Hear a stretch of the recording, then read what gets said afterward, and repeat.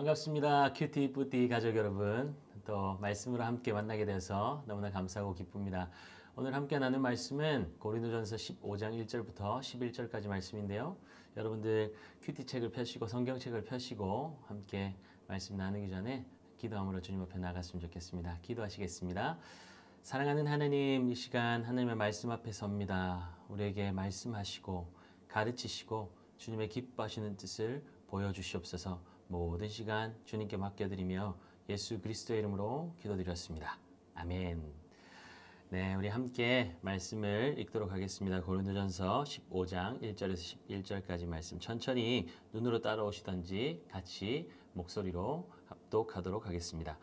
형제들아, 내가 너희에게 전한 복음을 너희에게 알게 하노니 이는 너희가 받은 것이요 또 그 가운데 선 것이라. 너희가 만일 내가 전한 그 말을 굳게 지키고 헛되이 믿지 아니하였으면 그로 말미암아 구원을 받으리라. 내가 받은 것을 먼저 너희에게 전하였노니 이는 성경대로 그리스도께서 우리 죄를 위하여 죽으시고 장사 지낸 바 되셨다가 성경대로 사흘 만에 다시 살아나사 게바에게 보이시고 후에 12 제자에게와 그 후에 500여 형제들에게 일시에 보이셨나니 그 중에 지금까지 대다수는 살아있고 어떤 사람은 잠들었으며 그 후에 야고보에게 보이셨으며 그 후에 모든 사도에게와 맨 나중에 만삭되지 못하여 난 자 같은 내게도 보이셨느니라. 나는 사도 중에 가장 작은 자라. 나는 하나님의 교회를 박해하였으므로 사도라 칭함 받기를 감당하지 못할 자니라. 그러나 내가 나 된 것은 하나님의 은혜로 된 것이니 내게 주신 그의 은혜가 헛되지 아니하여 내가 모든 사도보다 더 많이 수고하였으나 내가 한 것이 아니요 오직 나와 함께 하신 하나님의 은혜로라. 그러므로 나나 그들이나 이같이 전파하매 너희도 이같이 믿었느니라. 아멘. 오늘 우리 큐티 나눔에 들어가기 전에 여러분께 먼저 한번 질문을 던지고 싶습니다. 나에게 복음이란 무엇인가? 나는 복음을 어떻게 정의하는가? 여러분 큐티 책이나 빈 노트에 한번 적어보시면 좋겠어요. 적으실 때 이걸 염두에 두고 누군가 복음이 뭐냐? 여러분들에게 질문을 던졌다는 가정하에 나 지금 시간 없으니까 복음을 한마디로 표현해 보십시오. 아니면 10초 줄 테니까 복음을 한번 설명해 보십시오. 30초, 1분 뭐 이렇게 여러분 짧게 한번 복음이 내가 어떻게 복음을 정의하는지 빨리 한번 써보시기 바랍니다. 네. 쓰고 계시죠? 한번 해보셔야 돼요. 정말 누군가 나에게 질문했다고 생각하고.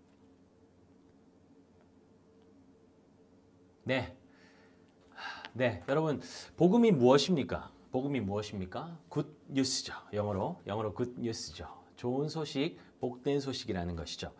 그럼 무엇이 좋은 소식입니까? 여러분에게 무엇이 좋은 소식이에요? 성적 올랐다.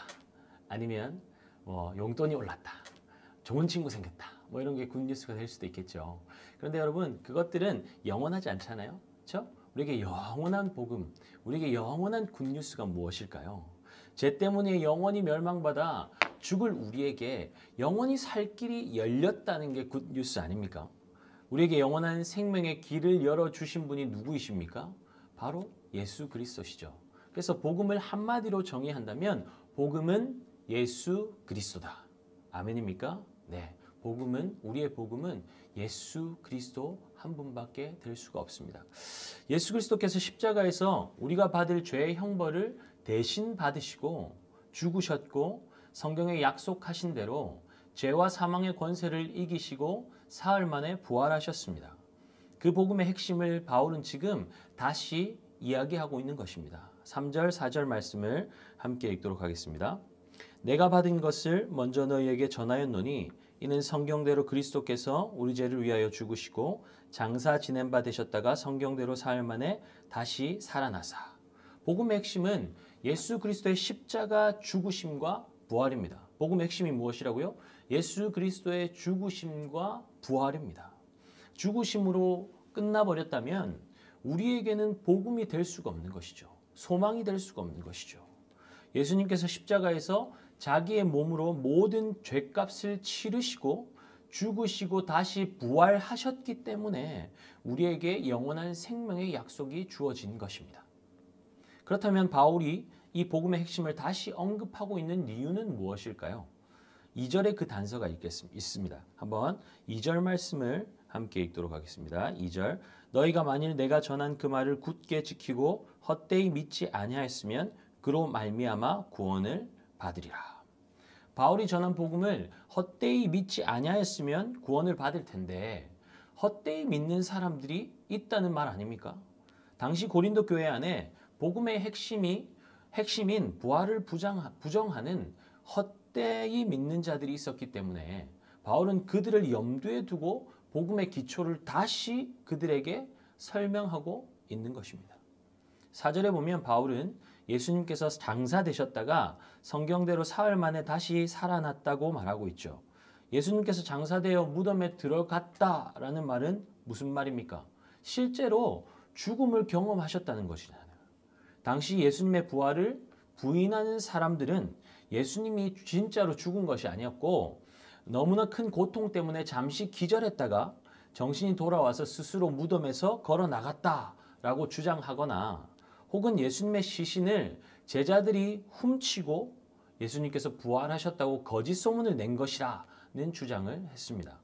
이에 대해서 바울은 예수님의 부활하심의 역사적인 증거를 대고 있는 것이죠. 예수님의 부활의 첫 번째 증거가 무엇입니까? 증인들이 있었다는 것입니다. 5절에서 8절까지 보니까 부활하신 예수님의 부활하신 몸을 본 증인들이 누구였다고 기록되어 있습니까?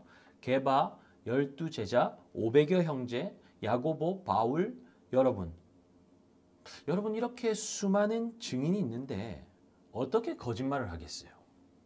만약 그 증인들이 죽었다면 모르지만 6절에 보니까 그 증인들이 대부분 살아있다라고 말하는 것은 예수님의 부활의 증거가 되는 것이죠. 두 번째로 증거는 본문 안에는 없지만 기왕 예수님의 부활의 증거를 이야기하고 있으니 여러분들이 알아두면 복음을 전할 때 유익할 것 같습니다. 두 번째 증거는 예수님의 빈 무덤입니다. 예수님 부활하신 후에 당시 당국자들도 시신을 찾을 수가 없었습니다. 시신이 없어졌다는 사실은 로마 당국자와 파수꾼들에게도 굉장히 난처한 상황이었죠. 만약에 시신이 없어졌다는 사실이 들통나면 예수님이 살아났다는 소문이 퍼지면 민심이 동요할 것이기 때문이었습니다. 그러니 로마 당국자들은 예수님이 살아나셨다는 것이 거짓인 것을 증명하기 위해서 시신을 찾으려 했을 것이고 결국 시신을 찾지 못하자 부활을 부정하던 어떤 사람들은 제자들이 예수님의 시신을 훔쳐갔다. 예수님이 기절했다가 다시 깨어났다는 등의 말도 안 되는 주장을 하는 사람들이 생겨났던 것이죠. 그런데 생각해 볼까요? 무덤은 큰 바위로 봉해져 있었습니다. 그리고 로마 군인들이 보통 16명이 한조가 되어서 무덤을 지키고 있었습니다. 제자들이 투명 인간도 아니고 어떻게 그 많은 군인들을 뚫고 예수님의 시신을 훔쳐갈 수가 있겠습니까? 이런 가정을 한번 해볼까요? 약을 타서 먹여서 기절시켰다. 칠지라도 그 큰 돌 무덤, 문을 봉인해놓은 그 큰 바위를 어떻게 제자들이 옮겼겠냐고요. 그럴 수가 없는 것이죠. 불가능한 것이죠. 세 번째 증거는 제자들의 변화입니다. 제자들은 죽음이 두려워 다들 도망갔던 자들입니다. 그런 겁쟁이들이 어떻게 예루살렘 한복판에서 예수를 그리스도라고 외칠 수 있었겠습니까?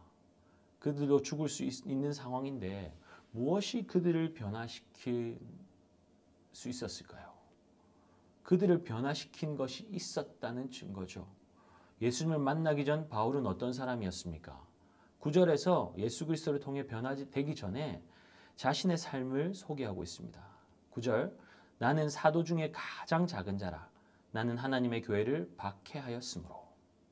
바울은 예수 믿는 성도들을 박해하던 사람이었습니다.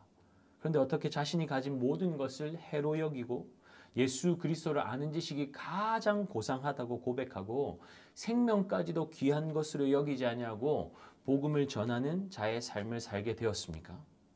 10절에 바울이 뭐라고 고백하죠? 나의 나된 것은 하나님의 은혜다. 하나님의 은혜다. 예수님께서 부활하신 세 번째 증거는 바로 변화된 우리 자신입니다. 우리가 경험한 복음은 우리 안에만 머물러 있으면 안 됩니다. 반드시 복음을 경험한 자들을 통해서 그 복음이 전해져야 합니다. 고린도 교회에 복음이 들어갈 수 있었던 이유가 무엇입니까? 3절에서 알 수 있듯이 복음을 경험한 바울이 자신이 받은 복음을 전해 주었기 때문이죠. 로마서 10장 13절에 누구든지 주의 이름을 부르는 자는 구원을 받으리라 이렇게 말씀을 기록하고 있는데 그 다음 구절에 여러분 한번 귀를 기울여 보십시오. 14절에 그런즉 그들이 믿지 아니하는 이를 어찌 부르리요 듣지도 못한 이를 어찌 믿으리요 전파하는 자가 없이 어찌 들으리요. 우리가 믿지 않는 가족에게 친구들에게 복음을 전하지 않으면 그들이 어떻게 생명과 구원을 주시는 예수의 이름을 부를 수 있겠습니까? 그럴 수 없다는 것이죠. 오늘 우리는 복음의 핵심인 예수 그리스도의 죽으심과 부활, 예수님의 부활의 증거를 역사적인 증거와 개인적 변화의 증거가 있다는 것을 말씀을 통해서 알 수 있었습니다. 물론 말씀을 통해서 우리가 가진 복음의 기초를 다지는 시간도 되고 있지만 더 중요한 것은 내가 가진 생명의 복음을 전해 주어야 한다는 것이죠. 오늘 여러분에게 좀 부담스러운 생활 과제를 드리고 오늘 큐티 마무리하도록 하겠습니다. 이제 기도 시간으로 이어지게 될 텐데 기도하면서 여러분들이 가진 그 생명의 복음을 예수 그리스도를 나누어야 할 그 사람을 한번 떠올려 보면 좋겠습니다. 또는 성령께서 또 기도하는 가운데 떠올려 주시겠죠. 그리고 거기서 끝내지 마시고 기도도 하시고 그의 영혼구원을 위해서 기도하시되 또 여러분들이 믿음으로 그 한 명 이상에게 이번 한 주 내가 어떤 방식으로든 복음을 한번 전해 보겠습니다. 주님 앞에 결단하고 한번 도전해 보면 좋겠습니다. 어떤 친구들은 이런 친구들이 있어요. 복음 전할 때 말로 하면 나는 머리가 하얘져요, 까매져요, 아무것도 기억이 안 나요 하는 사람들이 있거든요. 좋은 방법은 뭐냐면 편지를 쓰는 거예요. 그 사람을 사랑하는 마음을 가득 담아서 편지를 쓰는 거죠. 그 안에 그리고 복음을 전해주는 거예요. 편지를 통해서. 문자 메시지 있을 수 있고요. 아니면 짧게, 정말 짧게 한마디라도 해준다면 정말 하나님이 기뻐하시는 여러분들의 삶이 될 줄 믿습니다. 이 시간에 한번 기도의 시간으로 나아갈 때에 여러분 주님 말씀 앞에 순종함으로 반응하는 결단으로 나아가기를 소원합니다. 기도하시겠습니다.